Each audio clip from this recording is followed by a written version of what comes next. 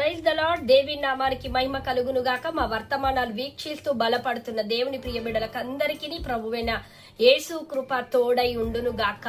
ఆమేన్.